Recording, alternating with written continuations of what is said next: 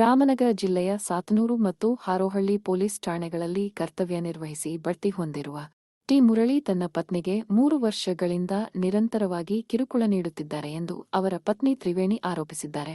Inspector T Murali VVIP ಸೆಕ್ಯೂರಿಟಿಯಲ್ಲಿ ಕರ್ತವ್ಯ ನಿರ್ವಹಿಸುತ್ತಿರುವ ನನ್ನ ಪತಿ ಹಣದ ಆಸೆಗೋ ಅಥವಾ ಬೇರೆ ಕಾರಣಕ್ಕೋ 3 ವರ್ಷಗಳಿಂದ ಮನೆಗೆ ಬಾರದೆ ಸಂಸಾರ ನಿರ್ವಹಿಸದೆ ಮಾನಸಿಕವಾಗಿ ಹಿಂಸೆ ನೀಡುತ್ತಿದ್ದು, ಈ ವಿಚಾರವಾಗಿ ಸಂಬಂಧಪಟ್ಟ ಪೊಲೀಸ್ ವರಿಷ್ಠಾಧಿಕಾರಿಗಳ ಹತ್ತಿರ ನನ್ನ ಸಂಸಾರವನ್ನು ಸರಿಪಡಿಸುವಂತೆ ಮನವಿ ಮಾಡಿದರೂ ಯಾವುದೇ ಪ್ರಯೋಜನವಾಗಿಲ್ಲ ಎಂದು ಆರೋಪಿಸಿದ್ದಾರೆ. ನನ್ನ ಮಕ್ಕಳನ್ನು ದೂರ ಮಾಡಿ ಅವರ ಮುಖವನ್ನು ಅವರ ಸಂಬಂಧಿಕರ ಮನೆಗಳಲ್ಲಿ ಇರಿಸಿದ್ದು ಡೈವೋರ್ಸ್ ನೀಡುವಂತೆ ಒತ್ತಾಯ ಮಾಡಿರುತ್ತಾರೆ. ಈ ವಿಚಾರವಾಗಿ ಎಲ್ಲೂ ನ್ಯಾಯ ಸಿಗದ ಕಾರಣ ಒಂದು ವಿಡಿಯೋ ಮೂಲಕ ನನ್ನ ಮನದಾಳದ ನೋವನ್ನು ಹೇಳಿಕೊಂಡಿದ್ದು, ನ್ಯಾಯ ಕೊಡಿಸುವಂತೆ ವಕೀಲ ಕೆಎನ್ ಜಗದೀಶ್ ರವರಿಗೆ ಮನವಿ ಮಾಡಿದ್ದಾರೆ. ಇನ್ಸ್ಪೆಕ್ಟರ್ ಮುರಳಿ ವಿವಿಐಪಿ ಸೆಕ್ಯೂರಿಟಿಯಲ್ಲಿ ಕೆಲಸ ಮಾಡ್ತಾರೆ. ಅವ್ರ ವೈಫ್ ಸರ್. ನಾನು ಅವ್ರೇನು ದುಡ್ಡಿನ ಆಸೆಗೋ ಏನೋ ಗೊತ್ತಿಲ್ಲ, ಬೇರೆ ಯಾರ ಜೊತೆ ನಾವು ಮಾತಾಡ್ಕೊಂಡು ಬೇರೆ ಬೇರೆ ಹುಡುಗಿರ ಜೊತೆ ಎಲ್ಲ 3 ವರ್ಷದ ಹಿಂದೆಯಿಂದನೂ ಮನೆಗೆ ಬರೋದನ್ನ ಸ್ಟಾಪ್ ಮಾಡಿದ್ರು ಸರ್ ಅವರು. ನಾನು ಎಲ್ಲ ಕಡೆ ಎಲ್ಲ ಪೊಲೀಸ್ ಸ್ಟೇಷನ್ಗೂ ಹೋಗಿದ್ದೀನಿ ಸರ್.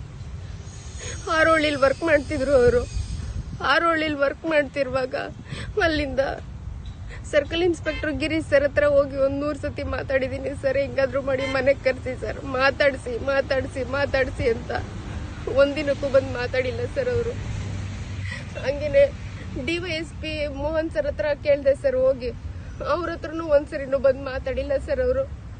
ಅಲ್ಲಿ SP ಗಿರೀಶ್ ಸರ್ ಇದ್ರು ಸರ್, ಅವ್ರ ಹತ್ರ ಹೋಗಿ ಮಾತಾಡಿದೆ ಸರ್. ಒಂದಿನಕ್ಕೂ SP ಸಾಹೇಬ್ರು ಕರೀತಿದ್ದಾರೆ ಅಂತನೂ ಇನ್ಸ್ಪೆಕ್ಟರ್ ಆಗಿದ್ರು ಬಂದು ಒಂದಿನ ಮಾತಾಡ್ಲಿಲ್ಲ ಸರ್. ನನ್ನ ಪ್ರಾಬ್ಲಮ್ ಏನು ಅಂತ ಕೇಳಲಿಲ್ಲ ಸರ್ ಅವರು. ಮನೆಗೆ ಯಾಕೆ ಬರ್ತಿಲ್ಲ ಅಂತ ಸರ್ ಕರೆದ್ರು ಒಂದೇ ಒಂದ್ಸರಿನೂ ಬಂದು ರೆಸ್ಪಾನ್ಸ್ ಮಾಡ್ಲಿಲ್ಲ ಸರ್. ಬೇರೆ ಯಾವ್ದೋ ಕೇಸ್ ಮೇಲೆ ಕರೆಸ್ತಾರೆ ಸರ್.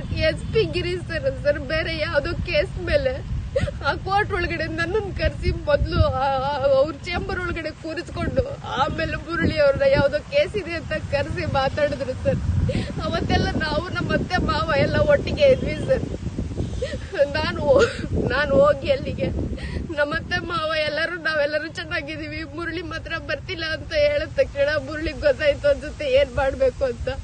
ನಮ್ಮತ್ತೆ ಮಾವ ಕೇಳ್ಕೊಡ್ತಾರೆ ಅವರು ಸರ್, ಇವಳು ನಮ್ಮ ಮನೆಗೆ ಸೇರಿಸ್ಬೇಡಿ ಅಂತ. ಅಲ್ಲಿಂದ ಅವ್ರು ಒಂದು ತೀರ್ಮಾನ ಮಾಡಿ ಕಳ್ಸಿದ್ರು ಸರ್, ಜಿಗ್ನಿ ಮನೇಲಿ ಹೋಗಿ ನೀವಿರಿ ನೀವು.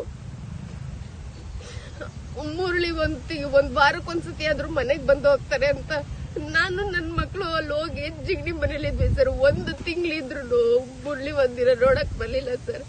ಅಕ್ಕಪಕ್ಕದಲ್ಲಿರೋರೆಲ್ಲ ಕೇಳ್ತಾರೆ, ಎಲ್ಲೋದ್ರು ನಿಮ್ಮ ಹಸ್ಬೆಂಡು, ನಿಮ್ಮ ಯಾರು ಯಾಕೆ ಬರ್ತಿಲ್ಲ, ನೀವ್ ಯಾಕೆ ಹೀಗಿದ್ದೀರಾ ಮೇಡಮ್ ಅಂತ ಕೇಳ್ತಾರೆ. ಏನ್ ಮಾಡ್ಬೇಕು ಗೊತ್ತಿಲ್ಲ ಸರ್. ಅಲ್ಲಿಂದ ಮತ್ತೆ KR ನಗರಕ್ಕೆ ಹೋದೆ ಸರ್, ಮತ್ತೆ ಭಾವನ ಹತ್ರಕ್ಕೆ. ಅವ್ರು ಹೇಳಿದ್ರು, ಮಕ್ಕಳನ್ನ ಇಲ್ಲೇ ಬಿಟ್ಬಿಡು ಮಗ, ನೀನು ಹೆಂಗಾದ್ರು ಮಾಡಿ ಮುರಳಿನ ಕರ್ಕೊಂಬ, ಮತ್ತೆ SP ಆಫೀಸಿಗೆ ಹೋಗು ಅಂತ ಕಳ್ಸಿದ್ರು ಸರ್. ಅಲ್ಲಿಂದ ಮಕ್ಳ ಬಿಟ್ಟು ನಾನು ಇಲ್ಲಿಗೆ ಬಂದ್ರೆ ಮಕ್ಳನ್ನ ಕರ್ಕೊಂಡು ಹೋಗಿ ಅವ್ರ ಅಕ್ಕನ ಮನೇಲಿ ಅಲ್ಲಿ ಇಲ್ಲಿ ಬೇರೆ ಕಡೆ ಎಲ್ಲ ಕಡೆನೂ ಶಿಫ್ಟ್ ಮಾಡಿಸ್ತಾರೆ ಸರ್ ಮಕ್ಳನ್ನ. ಅವತ್ತಿಂದ ಇವತ್ತಿನವರೆಗೂ ನನಗೆ ನನ್ನ ಮಕ್ಳನ್ನ ನೋಡಕ್ ಅವಕಾಶ ಮಾಡಿಕೊಟ್ಟಿಲ್ಲ ಸರ್. ನನ್ನ ಮೇಲೆ ಸುಳ್ಳು NCR ಫೈಲ್ ಮಾಡಿಸ್ತಾರೆ ಸರ್. ಎಲ್ಲಿ ಜಿಗ್ನಿ ಪೊಲೀಸ್ ಸ್ಟೇಷನ್ ಅಲ್ಲಿ ಸುಳ್ಳು NCR ಫೈಲ್ ಮಾಡಿಸ್ತಾರೆ ಸರ್. ನನಗೇನು ವಿಷಯನೇ ಗೊತ್ತಿಲ್ಲ.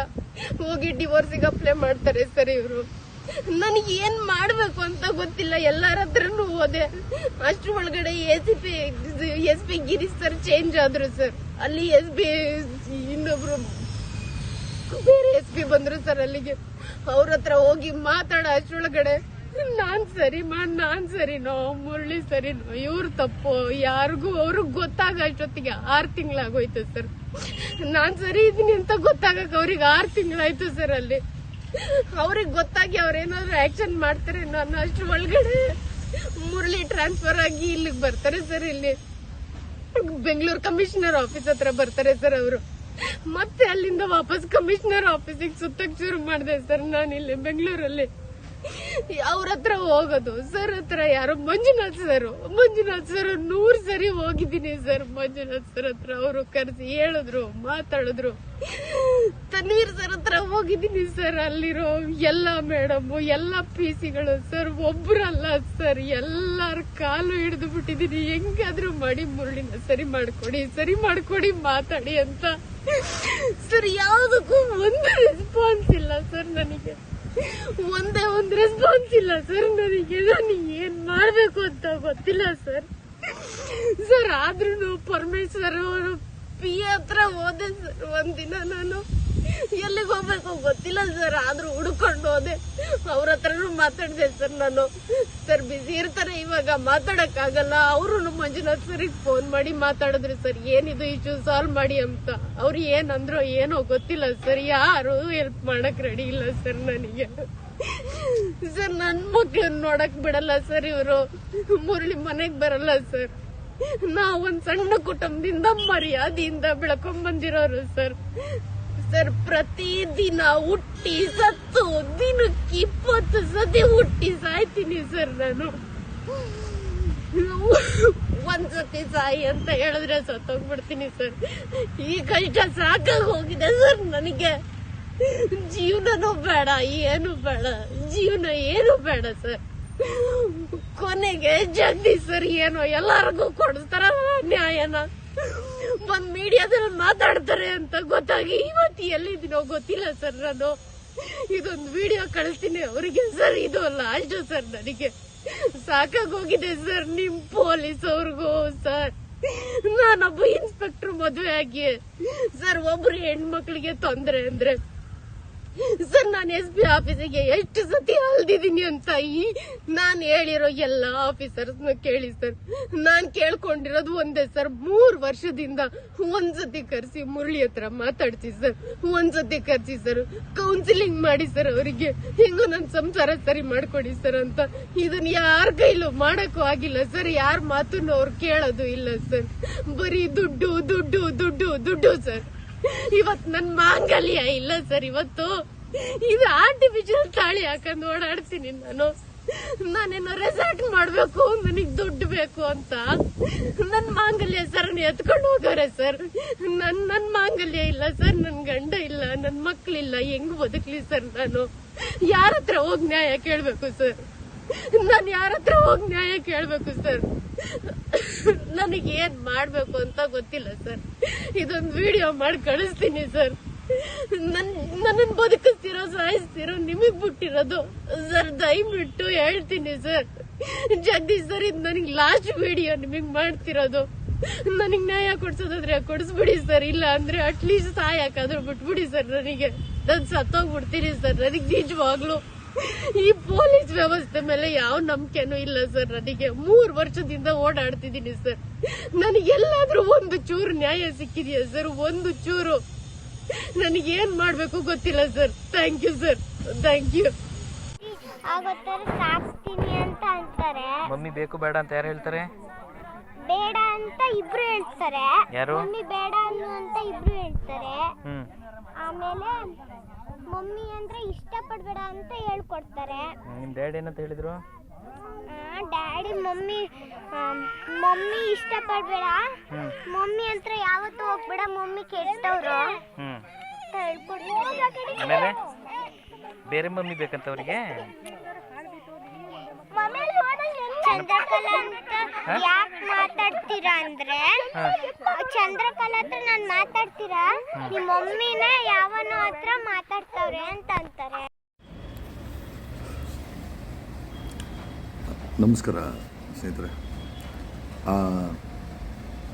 ತ್ರಿವೇಣಿನ ಹೆಣ್ಮಗಳು ನಮ್ಮ VVIP ಸೆಕ್ಯೂರಿಟಿ ಮುರಳಿ ಹೆಂಡತಿ ತನ್ನ ಜೀವನದಲ್ಲಿ ಒಬ್ಬ ಪೊಲೀಸ್ ಗಂಡನನ್ನು ಯಾವ ರೀತಿ ಟಾರ್ಚರ್ ಕೊಟ್ಟ, ಯಾವ ರೀತಿ ಅತ್ಯಾಚಾರಗಳನ್ನು ಮಾಡ್ದ, ಯಾವ ರೀತಿ ಮಕ್ಕಳನ್ನು ಕಿತ್ಕೊಂಡೋದ, ಯಾವ ರೀತಿ ಆಕೆನ ಬರಿಗಾಯಿ ಮಾಡಿ ಬೀದಿಲಿ ಬಿಟ್ಟ, ಕೊನೆಯದಾಗಿ ಆಕೆ ಉಳಿದಿದ್ದು ಒಂದೇ ಒಂದು ವಿಡಿಯೋ ಅಪ್ಪಿತಪ್ಪಿ ನನ್ನ ಕೈ ಸೇರಿತು, ಜನಗಳ ಹತ್ರ ಸೇರಿತು.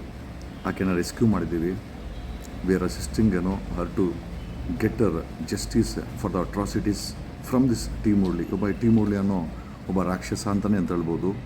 ಒಬ್ಬ ಯೂನಿಫಾರ್ಮಲ್ಲಿರೋ ರಾಕ್ಷಸ ತನ್ನ ಹೆಂಡತಿ ಮೇಲೆ ಇಷ್ಟೆಲ್ಲ ಅತ್ಯಾಚಾರ ಮಾಡಿರುವಂಥ ಈ ಒಂದು ಭ್ರಷ್ಟ ಅಂತ ಯಾಕೆ ಹೇಳ್ತಾ ಇದ್ದೀನಿ ಅಂತಂದರೆ, ಈಸ್ ಲಿಟ್ರಲಿ ಡೂಯಿಂಗ್ ಕರಪ್ಷನ್. ಸಾಕಷ್ಟು ಎವಿಡೆನ್ಸ್ಗಳು ಸಿಕ್ಕಿದೆ, ಬೇನಾಮಿ ಆಸ್ತಿಗಳು ಸಿಕ್ಕಿದೆ ಆತಂದು. ಸೊ ಇದನ್ನೆಲ್ಲ ಮಾಡಿಕೊಂಡು ಆಕೆಯ ಗೋಳನ್ನು ತೊಗೊಂಬಂದು she has filed a complaint in the state women's commission. ಜೊತೆಯಲ್ಲಿ ತುಂಬ ಇಂಪಾರ್ಟೆಂಟ್ ವಿಚಾರ ಏನು ಅಂತಂದರೆ, ಇಬ್ಬರು ಮಕ್ಕಳನ್ನು ತೊಗೊಂಡೋಗಿ ಯಾವುದೋ ಈ ಮುರಳಿ ಅನ್ನೋ ಈ ತ್ರಿವೇಣಿ ಗಂಡ VVIP ಸೆಕ್ಯೂರಿಟಿ ಒಂದು 10 ವರ್ಷದ ಹೆಣ್ಣು ಮಗುವನ್ನು ತೊಗೊಂಡೋಗಿ ಯಾವುದೋ ಹಾಸನದಲ್ಲಿ ಬಿಟ್ಟಿದ್ದಾನೆ, ಇನ್ನೊಂದು ಮಗುನ ತೊಗೊಂಡೋಗಿ ಯಾವುದೋ KR ಬಿಟ್ಟಿದ್ದಾನೆ. ಆಮೇಲೆ ಈಕೆ ಹೇಳೋ ಪ್ರಕಾರ ಎರಡು ಮಕ್ಕಳು ಕೂಡ ಸೆಕ್ಷುವಲ್ ಹರಾಸ್ಮೆಂಟ್ ಆಗಿದೆ ಅಂತ. ತುಂಬ ಸೀರಿಯಸ್ ಆಗಿದೆ ಈ ಕೇಸ್. ಈ ಒಂದು ಪರ್ಟಿಕ್ಯುಲರ್ ಅಲಿಗೇಷನ್ನು. ಮಕ್ಕಳು ಡಿಪ್ರೆಷನ್ನಲ್ಲಿದ್ದಾರೆ. ಅಲ್ಲಿ ಗಂಡು ಮಕ್ಕಳಿರೋ ಜಾಗದಲ್ಲಿ ಈ ಒಂದು ಹೆಣ್ಣು ಮಗನ ಬಿಟ್ಟು ಬಂದಿದ್ದಾನೆ. ತಂದೆ ಇಲ್ಲ, ಜೊತೆ ತಾಯಿ ಸಹ ಇಲ್ಲ. ಹಾಗಾಗಿ ಇದರ ಮೇಲೆ ಇಮ್ಮಿಡಿಯೇಟಾಗಿ ಆ್ಯಕ್ಷನ್ ಆಗಬೇಕು. ನಮಸ್ಕಾರ ಕರ್ನಾಟಕ. ನಮ್ಮದು ಚೈಲ್ಡ್ ವೆಲ್ಫೇರ್ ಕಮಿಷನ್ನು ಇವನಿದ್ದಾನಲ್ಲ, ಯಾರೋ ಇನ್ಸ್ಪೆಕ್ಟ್ರ್ ಮುರಳಿ VIP ಸೆಕ್ಯೂರಿಟಿ, ಅವರ ವೈಫು ಗೆ ಅಸಿಸ್ಟ್ ಮಾಡ್ತಾ ಇದ್ದೀವಿ ಲೀಗಲಾಗಿ. ಅವರ ಇಬ್ಬರು ಮಕ್ಕಳ ಮೇಲೆ ಸೆಕ್ಷುವಲ್ ಹರಾಸ್ಮೆಂಟ್ ಆಗಿದೆ. ಈ ಮುರಳಿ ಇಬ್ಬರ ಮಕ್ಕಳನ್ನು ತೊಗೊಂಡೋಗಿ ಯಾವುದೋ ನೆಂಟರು ಮನೇಲಿ ಬಿಟ್ಟಿದ್ದಾನೆ. ಒಂದು ಹೆಣ್ಣು ಮಗು ಮೇಲೆ ಸೆಕ್ಷುವಲ್ ಹರಾಸ್ಮೆಂಟ್ ಆಗಿದೆ ಅಂತ ಸ್ವತಃ ಆ ವಿಕ್ಟಿಮ್ ಮಕ್ಕಳ ತಾಯಿ ಇವತ್ತು ಚೈಲ್ಡ್ ವೆಲ್ಫೇರ್ ಕಮಿಷನ್ಗೆ ಕಂಪ್ಲೇಂಟನ್ನು ಕೊಟ್ಟಿದ್ದಾರೆ. ಜೊತೆಯಲ್ಲಿ ವುಮೆನ್ಸ್ ಕಮಿಷನ್ಗೂ ಕಂಪ್ಲೇಂಟ್ ಆಗಿದೆ. ಆಮೇಲೆ ಅದ್ರ ಮೇಲೆ ಆ್ಯಕ್ಷನ್ ಸಹ ಆಗ್ತಾಯಿದೆ. Mostly child welfare commissioner POCSO ಕೇಸನ್ನು ರಿಜಿಸ್ಟರ್ ಮಾಡ್ತಾ ಇದ್ದಾರೆ. ಮುರಳಿಯ ಯಾರ ಮನೇಲಿ ಬಿಟ್ಟಿದ್ದಾನೆ ಅವನು, ಅವರ 4 ಜನರು ಹೆಣ್ಣು ಮಗುವ ಮೇಲೆ ಏನು ಇದಾಗಿದೆ, ಏನೋ ಒಡ್ಕಲ್ಲ ಆಗಿದೆ ಅಂತ ಕಂಪ್ಲೇಂಟ್ ಆಗಿದೆ. ನಾನು ಅಸಿಸ್ಟ್ ಮಾಡಿದ್ದೀನಿ. Our team has assisted. ಜೊತೆಯಲ್ಲಿ ನಮ್ಮ ಟೀಮಿನ ಮುಖ್ಯಸ್ಥರಾದಂಥ ಪುಟ್ಟರಾಜು ಅವರು ನೆನ್ನೆನೇ ಒಂದು ಇಮೇಲನ್ನು ಕಳಿಸಿದ್ದಾರೆ ಸಾರ್ವಜನಿಕರ ಪರವಾಗಿ. ಹಂಗಾಗಿ ನಿಮ್ಮೆಲ್ಲರ ಕಣ್ಣೀರಿನ ತ್ರಿವೇಣಿ ಮುರಳಿ ಹೆಂಡತಿಯವರನ್ನು ನಾವು ರೆಸ್ಕ್ಯೂ ಮಾಡಿದ್ದೀವಿ. ಅವ್ರಿಗೆ ನ್ಯಾಯ ಕೊಡಿಸುವ ಒಂದು ಸಣ್ಣ ಪ್ರಯತ್ನವನ್ನು ಪ್ರಾಮಾಣಿಕವಾಗಿ ಮಾಡ್ತೀವಿ ಅಂತ ಕರ್ನಾಟಕದ ಜನರಿಗೆ ನಮ್ಮ ಕಡೆಯಿಂದ ಒಂದು ಆಶೆಯನ್ನು ಕೊಡ್ತೀವಿ. ವಿ ವಿಲ್ ಸೆಂಡ್, ಯಾರೇ ತಪ್ಪು ಮಾಡಿರಲಿ, ಅದು ಮುರಳಿನೇ ತಪ್ಪು ಮಾಡಿರಲಿ, ಅವನನ್ನು ಜೈಲಿಗೆ ಕಳಿಸ್ತೀವಿ. Thank you Karnataka. Praja Bharata news ಸದಾ ನಿಮ್ಮ ಸೇವೆಯಲ್ಲಿ. ಧನ್ಯವಾದಗಳು.